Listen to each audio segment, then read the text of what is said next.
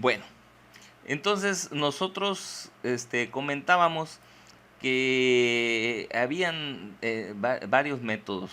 Tenemos el método simplificado de diseño que ahora las normas técnicas de Ciudad de México lo han descartado como un método confiable, este, porque se ha abusado de él realmente, ¿no?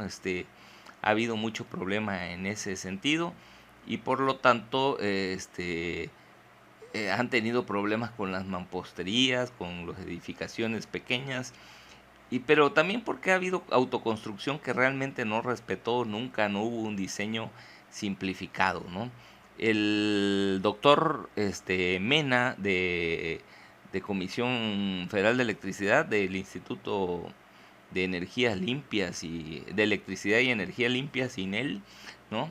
Este que fue parte de los que elaboró este manual de diseño sísmico de Comisión Federal de Electricidad, mencionó en una de sus conferencias y también en un curso donde yo asistí con él, en el que nos dice, pues la verdad, desde mi punto de vista, y por eso el manual de CFE lo sigue considerando, es mejor tener un diseño que no tenerlo, ¿no? Y si además sabemos que la mayoría de las edificaciones no quieren hacer el diseño simplificado, pues mucho menos se van a meter con un diseño estático, un diseño de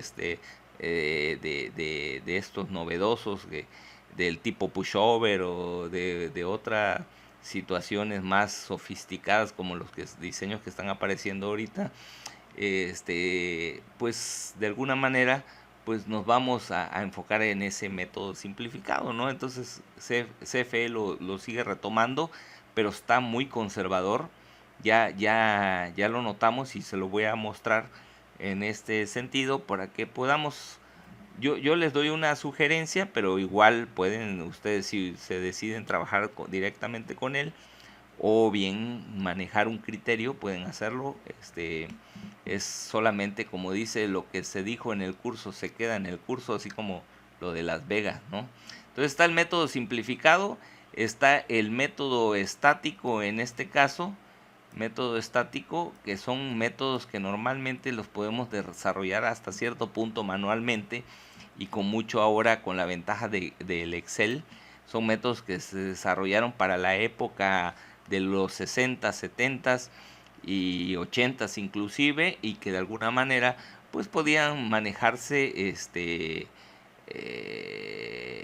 de manera práctica con papel y lápiz, ¿no? Y conforme los métodos se han ido perfeccionando, pues tenemos los métodos más sofisticados que llamaríamos métodos dinámicos, ¿no?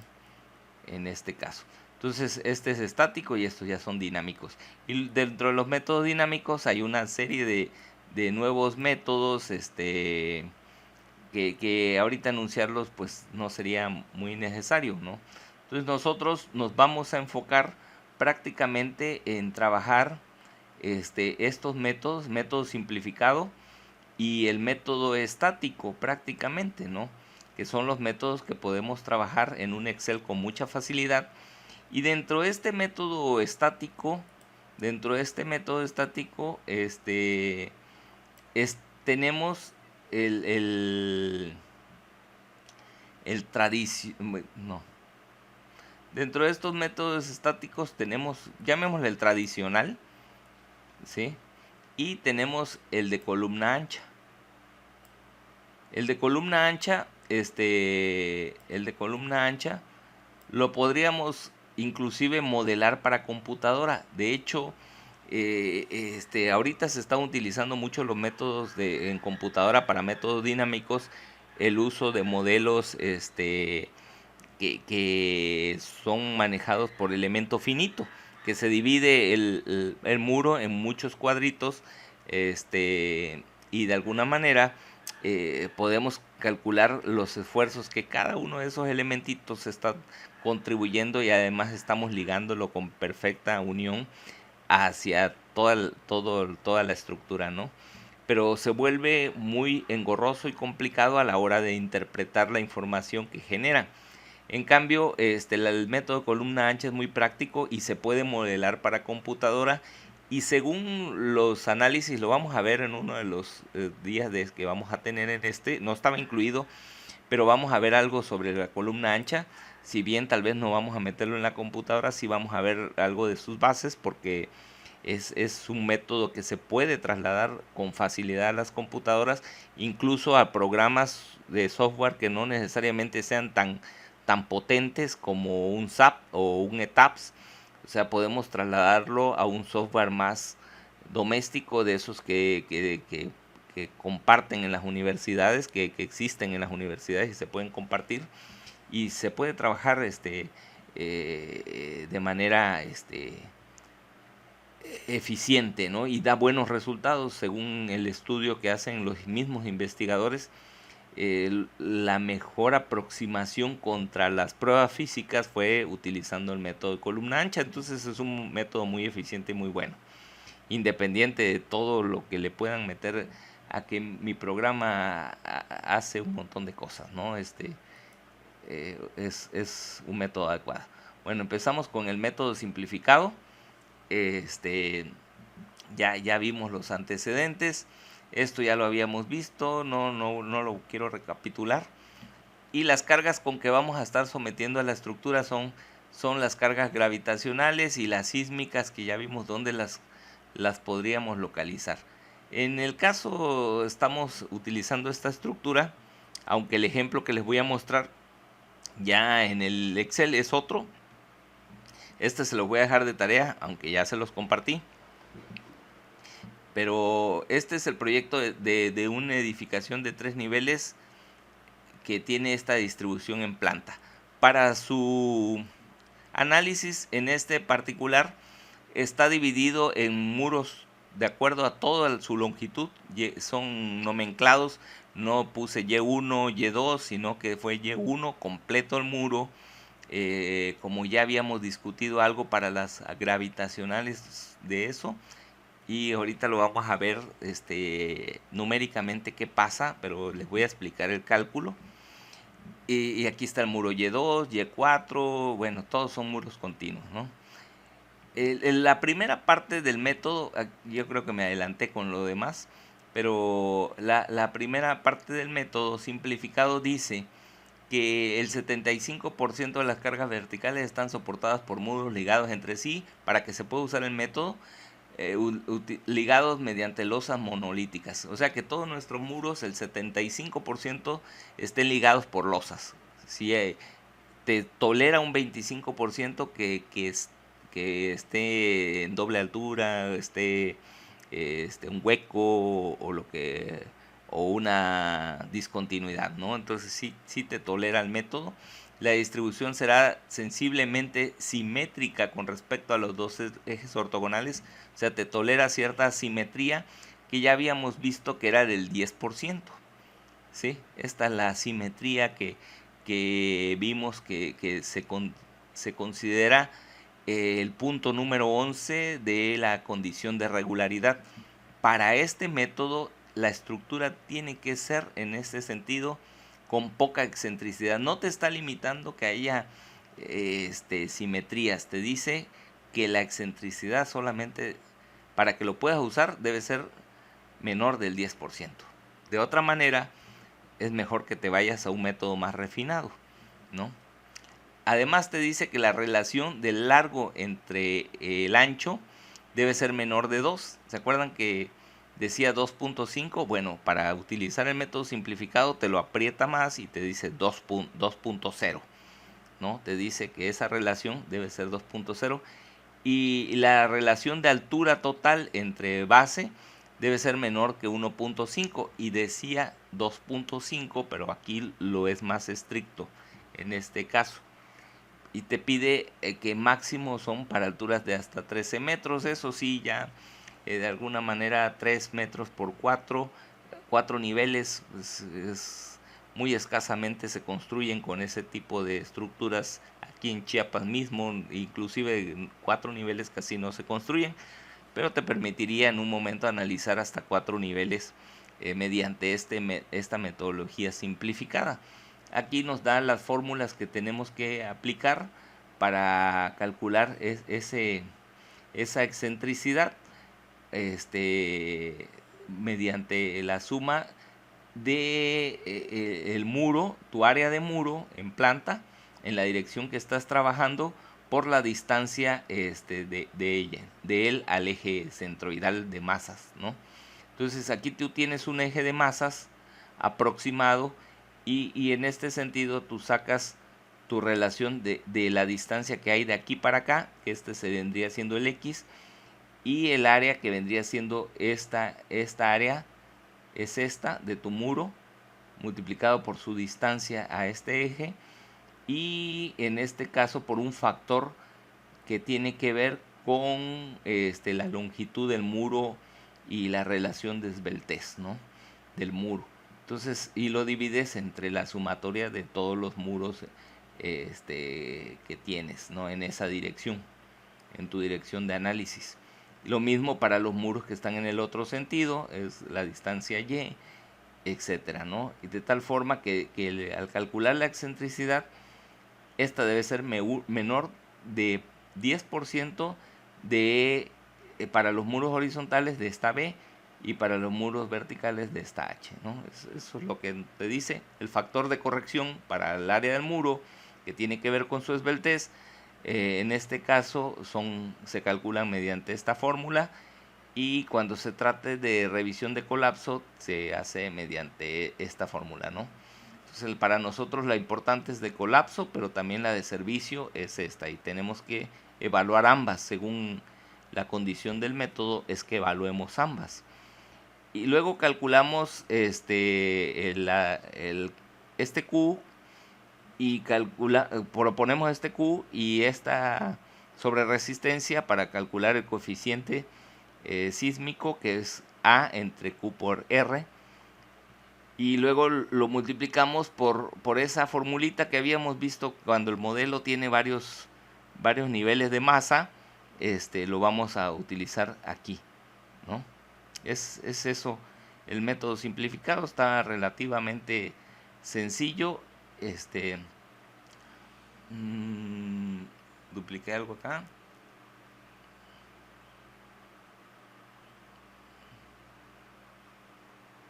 Bueno, yo creo que esta está de más.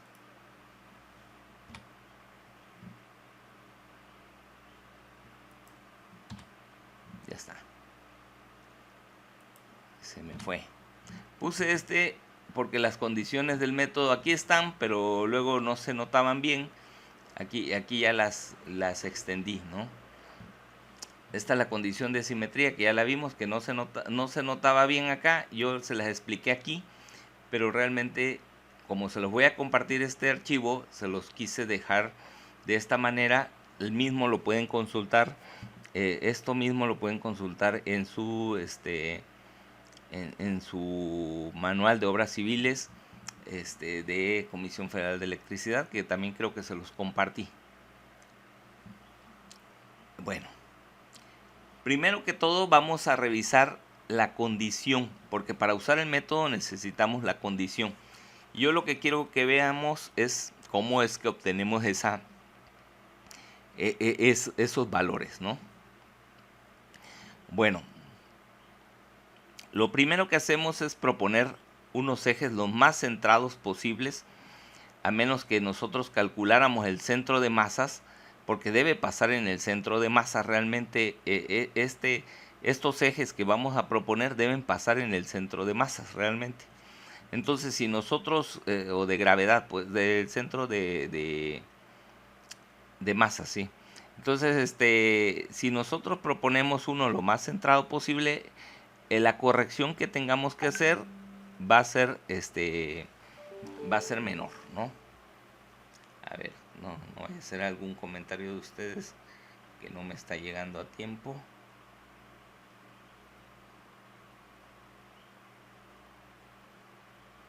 Permítame. Parece que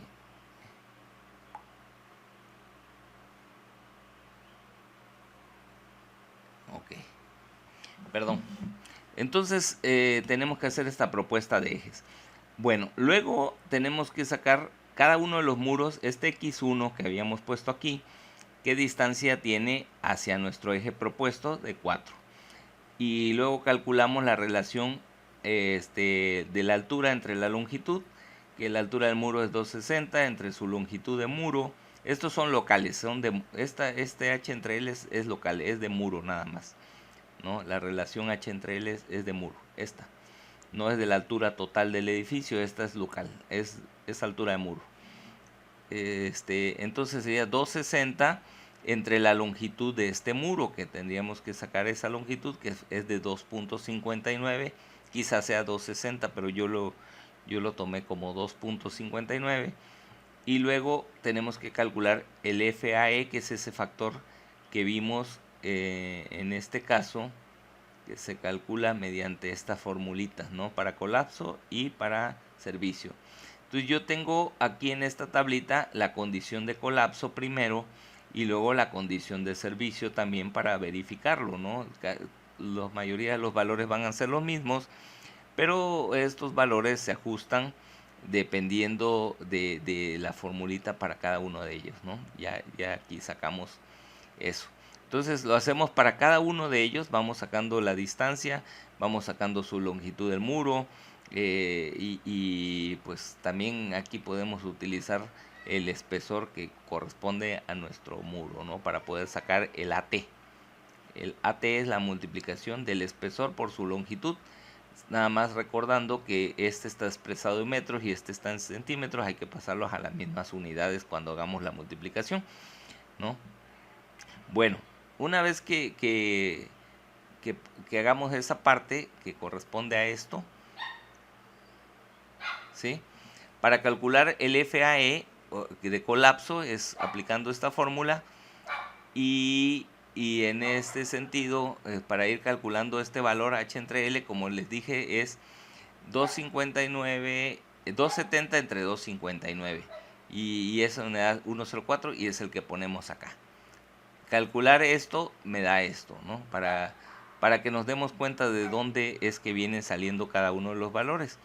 Una vez que se tienen los valores también, este otro es para la condición de servicio. Es otra fórmula. La condición de colapso tenía esto, la condición de servicio tiene ¿no? Entonces la condición de servicio tiene un valor, a veces es diferente y a veces es muy similar. Miren, aquí da 0.96, aquí casi da 0.96. Pero aquí dio 0.93 y aquí dio 1.226. Entonces hay cierto diferencial, ¿no? Y así vamos calculando cada uno y sacamos sumatorias.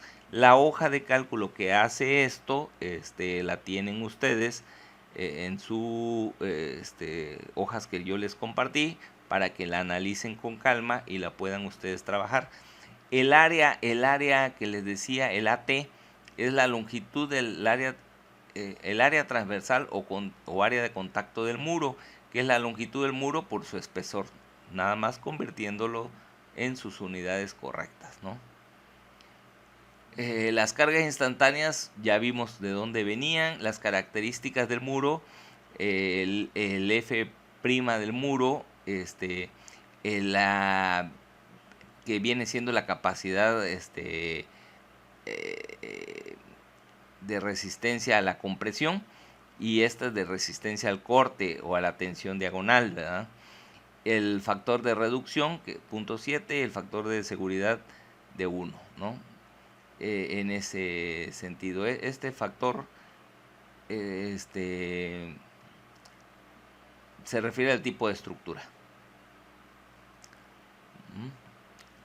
Bueno, ahora aplicamos esta formulita para sacar la carga resistente, lo que va a resistir mi muro.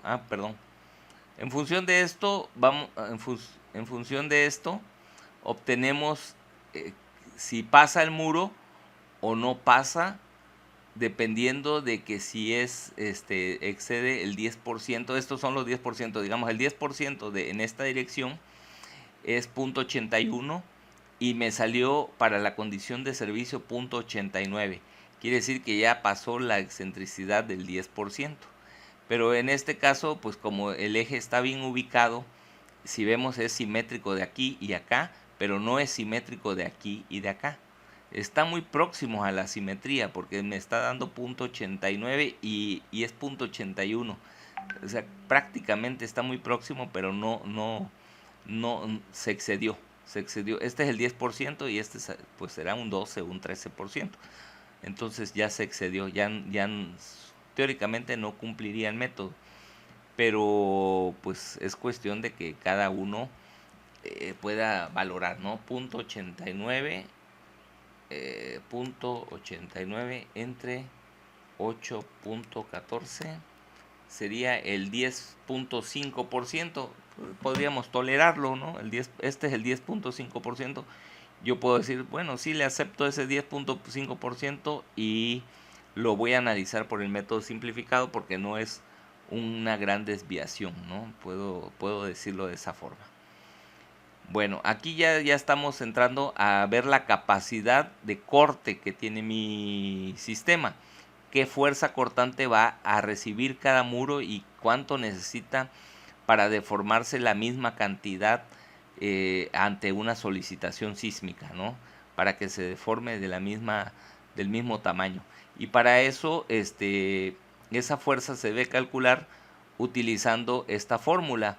Por lo que yo tengo que considerar el AT viene siendo, ya habíamos dicho, la longitud por el área tributaria. Perdón, la longitud por el espesor, ¿no? Si mi espesor es de 14 por su longitud, encuentro entonces el AT, ¿no? El peso además me dice que yo puedo considerar que va a contribuir a mi fuerza. Vamos a pensar, aquí está mi muro. Voy a poner un punto de unión del muro y este muro, este nivel está sometido a una fuerza, ¿sí? La capacidad de corte que tiene este muro de resistirlo también está en función de la carga que tiene aplicada acá. Si tenemos más carga aplicada acá, lógicamente que voy a tener una mayor capacidad de que el muro resista más cortante, ¿sí? Si tengo más carga, mi muro resiste un poquito más de cortante. Por eso la fórmula considera una contribución del 30% en la resistencia al corte de la carga que tiene en la parte superior. Eso me llevó a tener que meter el peso del muro que se encuentra arriba de mi elemento y mi área tributaria de losa para sacar el peso de la losa que se encuentra en la parte superior de mi elemento y saber qué carga total tengo, ¿no? Y de esa manera poder aplicar ese 30% a los otros factores que ya vengo calculando acá, ¿no? Bueno, entonces seguimos desarrollando la fórmula para poder sacar esa resistencia. Ya tengo mi carga para sacar el 30%. Me falta calcular este valor de F que tiene estas características que decíamos la vez anterior, que entre la relación de alto-largo tenemos una mejoría entre sea menos esbelto el muro, ¿no? Tenemos ciertas mejorías en ese sentido. Si la longitud del muro es muy corta, pues solo se le da la misma resistencia, pero si es más larga se le va aumentando una capacidad al multiplicarlo por este factor F, ¿sí? Es un modificador de la capacidad que fue tomado empíricamente a través de varios estudios que se hicieron sometiendo muros de mampostería bajo ciertas cargas y ver que tenían una respuesta superior a la esperada mediante la fórmula, por lo cual se dieron cuenta además que entre más largo es el muro tiende a resistir más, por eso la fórmula mejora para los muros largos, mejora un poco la capacidad que se tiene hasta un máximo de 1.5, ¿verdad?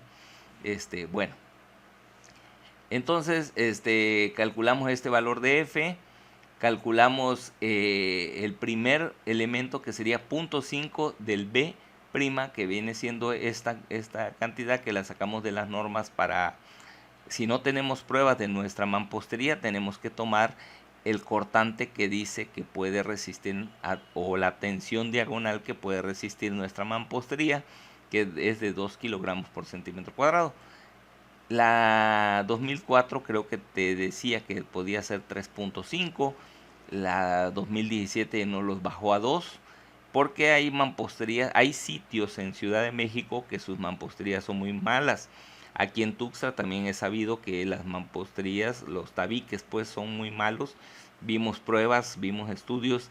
En Tapachula, hasta donde yo estuve, el comportamiento era bastante aceptable, ¿no? Y hicimos algunas pruebas. Sí, entonces, bueno, en el otro caso, calculamos este valor y calculamos y vamos a tomar el menor de los dos. Si aquí me dio 7000 y aquí me dio 3000, pues el resistente va a ser el menor de los dos, ¿no? Esa es la forma en que determinamos la resistencia al corte. La suma de todas las resistencias nos va a decir cuánto resiste nuestro entrepiso. Y el BU lo vamos a calcular dependiendo de... Se recuerdan que hicimos un esquemita donde nosotros ante un sismo para varios niveles, ¿sí? Para varios niveles hicimos un esquemita y dijimos que para un sismo determinado calculamos esta fuerza que va a actuar en cada nivel. En lo particular, pues estamos viendo el nivel 3. En este caso, pues nos interesa la fuerza que estamos calculando aquí. La multiplicamos por su factor de carga, que sería 1.1, la fuerza que determinemos aquí, que para este particular dice que fue de 20, y lo comparamos contra nuestra fuerza resistente. Eso consiste el método simplificado. Si la fuerza resistente de este muro, de esta suma de todos los muros en el entrepiso, en la dirección X, son mayores que el cortante que está actuando, entonces se dice que es aceptable, y si no, no es aceptable. Entonces es un método muy sencillo, muy simple, y que de alguna manera fácil de aplicar. Pero vamos en el punto 2 todavía, porque necesitamos aprender a valorizar esta fuerza, ¿verdad? Ya vimos cómo podemos calcular lo que resiste nuestros muros en una dirección, que para la otra dirección va a ser lo mismo, y para cada nivel lo que va a cambiar es la carga que está bajando al nivel, ¿no? La carga que va a afectar esta parte o esta parte de la fórmula, ¿sí? Bueno, entonces, para el método simplificado de análisis, Comisión Federal de Electricidad nos dice, utiliza lo siguiente en ese sentido. Vas a calcular un coeficiente que va a depender de un factor de sitio que yo te voy a proporcionar dependiendo de dónde te ubica tu lugar. Un factor de respuesta que yo te voy a dar dependiendo de dónde está tu edificación, y una aceleración que yo también te voy a proporcionar, ¿no? Entonces, en función de eso, nosotros aquí no vamos a utilizar el pródisis, aunque aquí está mencionado, no vamos a utilizar el pródisis, sino que nos vamos a basar en esta tabla. El pródisis, si lo utilizamos, nada más es para determinar en qué zona nos encontramos, en qué zona sísmica. Pero si fuera Tapachula, en este caso, pues estaríamos en la zona D, ¿no? En este sentido, tendríamos que utilizar un factor de sitio de 2.3, un factor de respuesta de 3.6, ¿sí? Y además, para nuestro caso, que son muros de carga de mampostería de piezas macizas, pieza maciza con refuerzo horizontal, no, muros combinados, pieza, no, no es, muros de diafragma, carga de mampostería, muros de mampostería de piezas huecas, muros de carga de mampostería combinada y confinada. Sería quizá carga, no tiene refuerzo ni malla. Muros de carga de mampostería confinada de piezas macizas, mampostería de piezas huecas, confinada y refuerzo. Así. De piezas macizas, confinada y de piezas macizas. Esta es la nuestra, ¿no? Hay mampostería de piezas huecas confinada y reforzada, eso no es la nuestra. Mampostería de piezas huecas confinada. Bueno, la nuestra es esta que está aquí, la que estamos trabajando, ¿no? Y por lo tanto vamos a utilizar un Q de 2, eso ya lo habíamos comentado más o menos, y una sobreresistencia de 2, ¿no?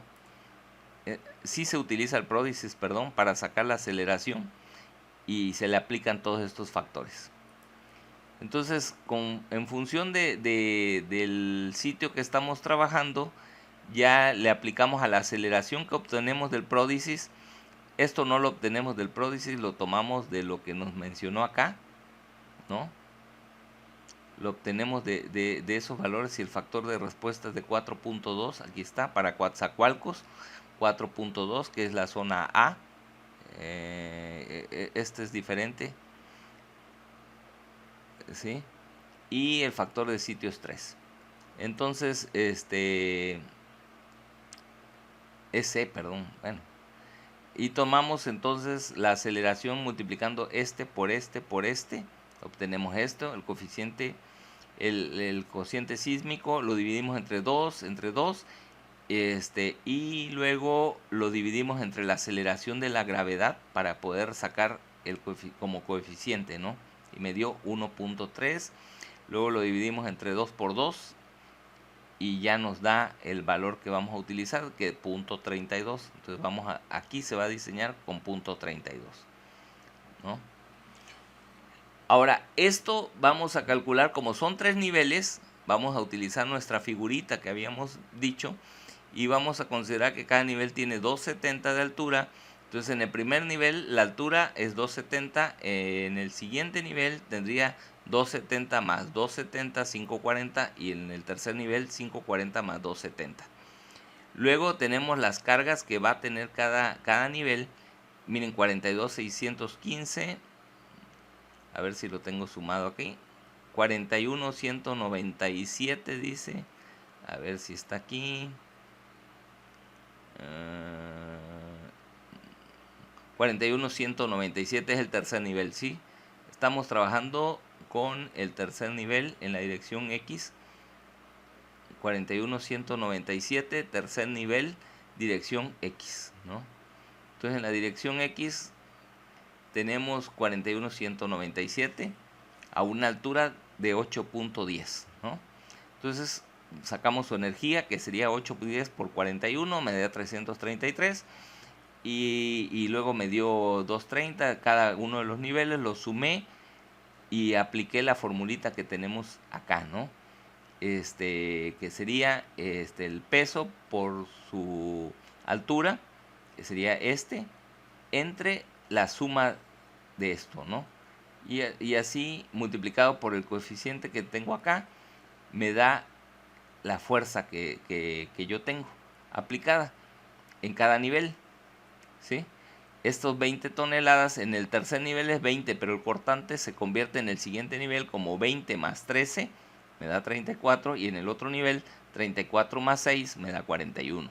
Y ya tengo acá mi cortante para diseño. Entonces yo voy a trabajar con estos cortantes porque esos cortantes van a estar actuando en cada nivel, ¿sí? También puedo calcular las deformaciones que tienen porque es bueno sacar la distorsión. Tenemos ciertas distorsiones permisibles. Yo estoy utilizando una muy conveniente, creo que debe ser menor, ya vimos que era 0.05 creo, entonces 0.205, pero ninguna aquí 0.201, 0.2012, entonces todas son menores de 0.205, así que no hay problema. Aquí nada más pongo lo que dice la norma y listo, ¿no?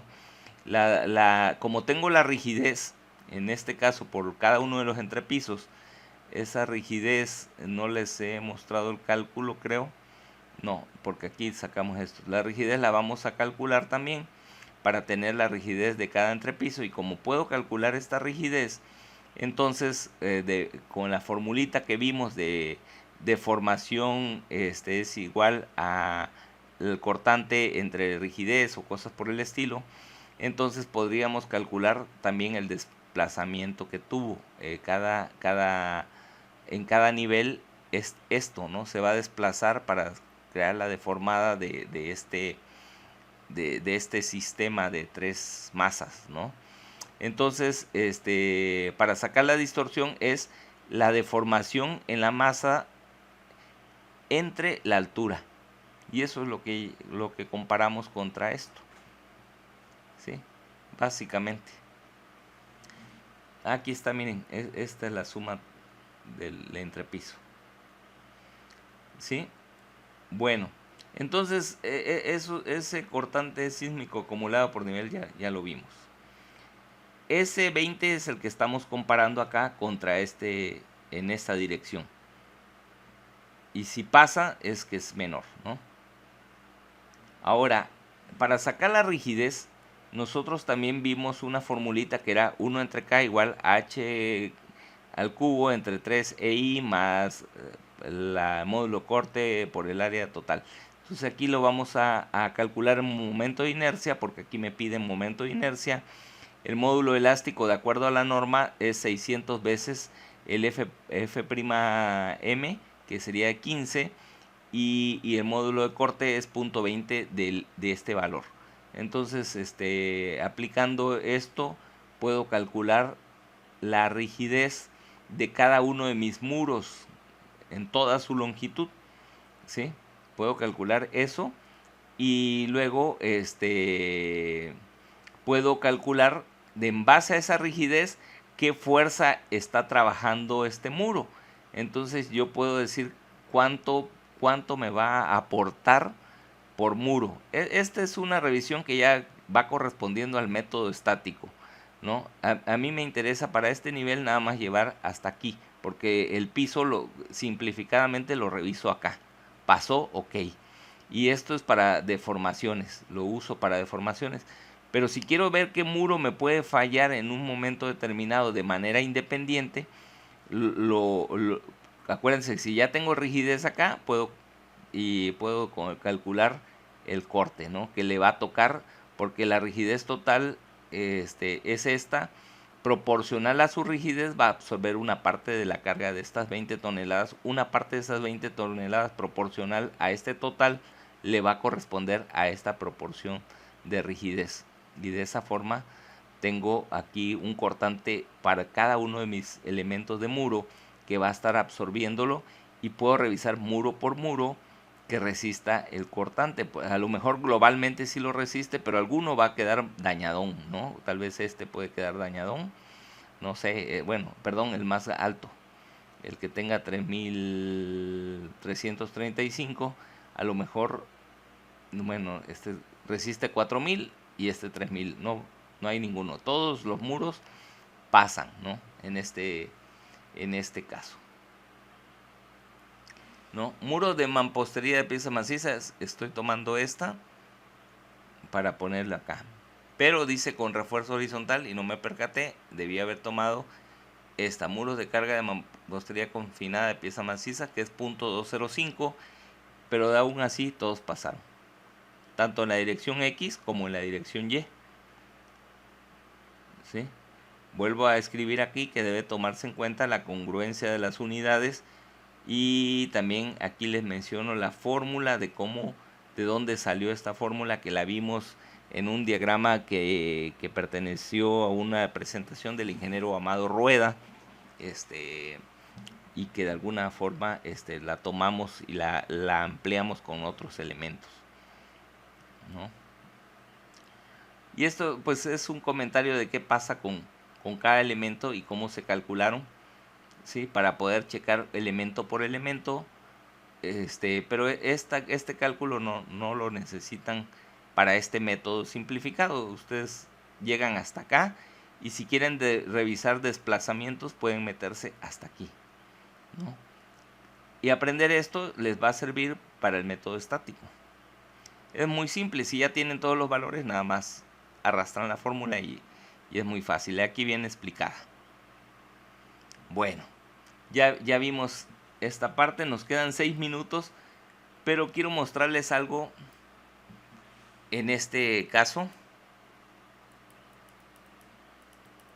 Quiero mostrarles esto.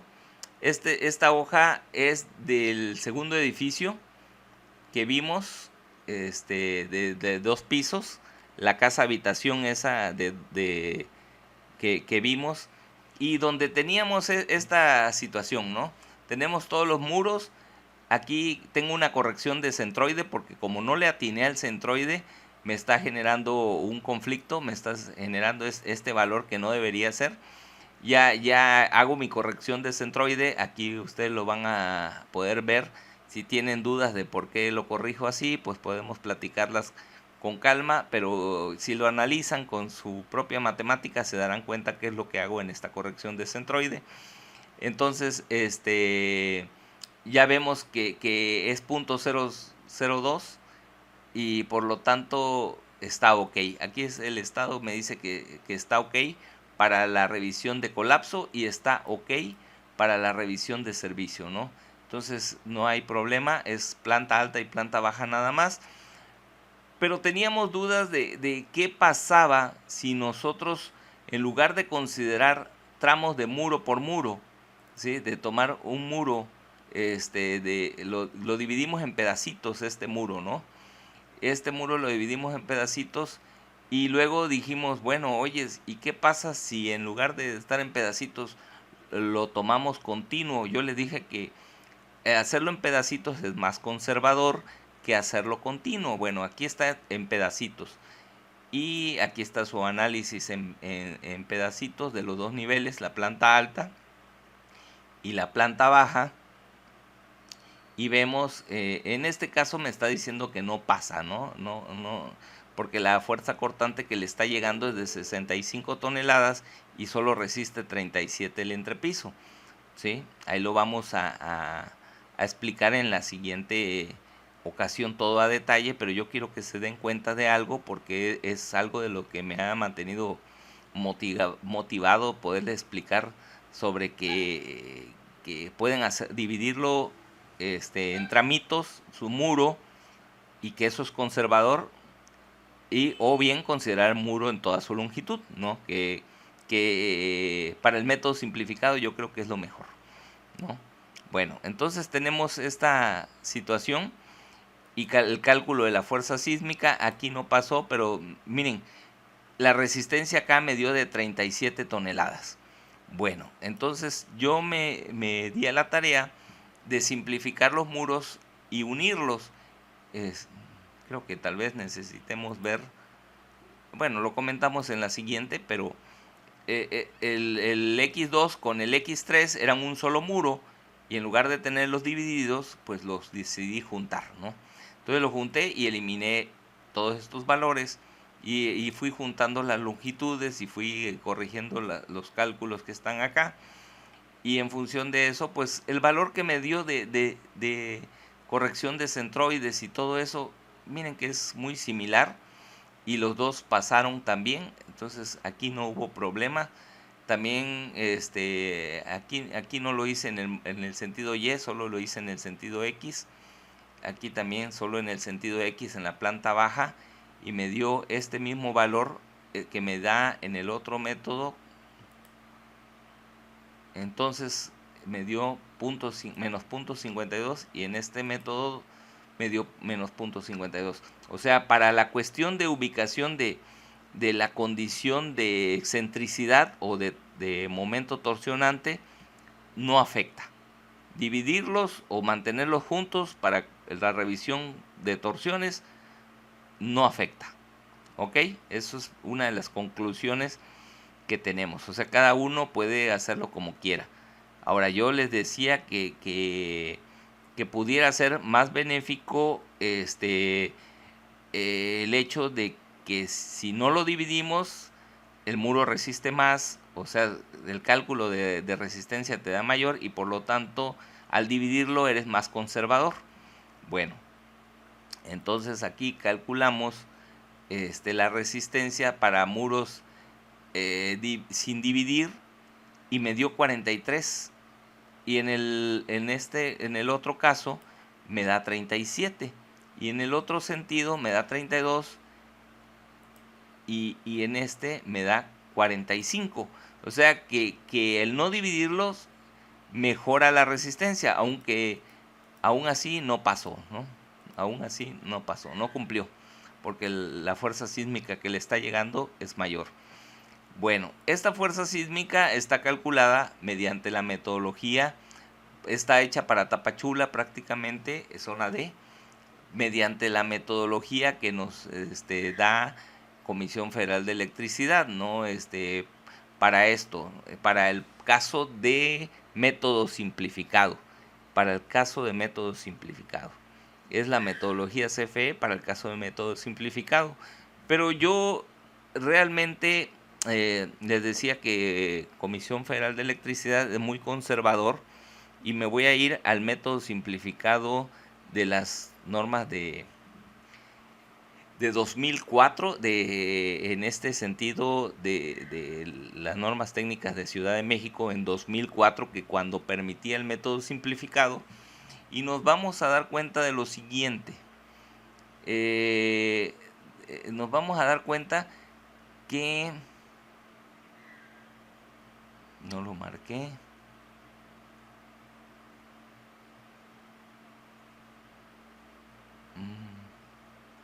No lo marqué. Bueno, pero nos vamos a dar cuenta de lo siguiente. Que estos coeficientes espectrales que está tomando ya reducidos, las que vamos a tomar es esto. Pero si se dan cuenta, esto es dividido entre Q igual a 4. ¿Sí? Están divididos entre Q igual a 4. ¿Sí? Pero estos son los mismos que aparecen para las estructuras cuando no son simplificadas. O sea, que las normas técnicas de 2004 utilizaban los mismos coeficientes que le salían de un análisis estático, eran los mismos que utilizaban para el método simplificado, ¿sí? O sea, la exigencia estaba en la forma en cómo se revisan, pero verdaderamente para ellos estos coeficientes que están acá son los mismos que utilizan en el otro método. Y en cambio en el de comisión están utilizando otros coeficientes mucho más elevados, ¿sí? Que esto, ¿no? Ahorita lo vamos a ver. Fíjense en este caso. Cuando yo lo calculo utilizando el método que me marca comisión es .63, que es lo mismo que utilicé aquí. .63 tanto para X como para Y, ¿no? Pero si yo utilizo la misma metodología de CFE para el método estático, si yo utilizo para el método estático, lo que me da realmente es, voy a poner 1, me da .24, ¿no? Para diseñar con .24. Y aquí .63, pero de acuerdo al método me debería dar .24. Entonces se está haciendo muy castigador para el método simplificado, porque lo está aumentando 3 veces prácticamente lo que me da acá.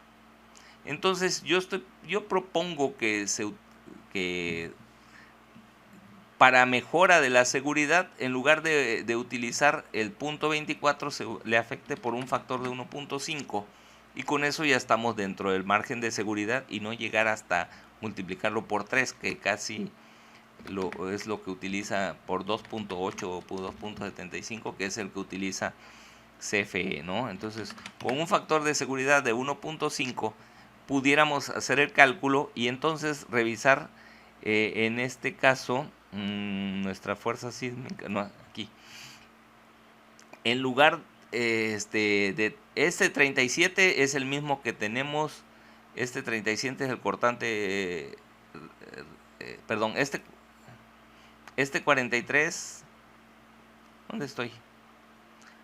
Este 37, a ver, este 37, aquí era 65 y en este era 65, ¿eh? Y al utilizar lo que yo les menciono, se volvió 37. ¿Y por qué subió este 43? Subió porque cuando juntamos los muros, ¿se acuerdan? mejoró a 43, pero al compararlo con 65 ya no pasó. Pero al separar los muros en este sentido, pues ese ya es 37 contra 43. Entonces yo propongo un uso como este y verdaderamente manejar lo que es el concepto de densidad estructural, que esto lo estoy afinando.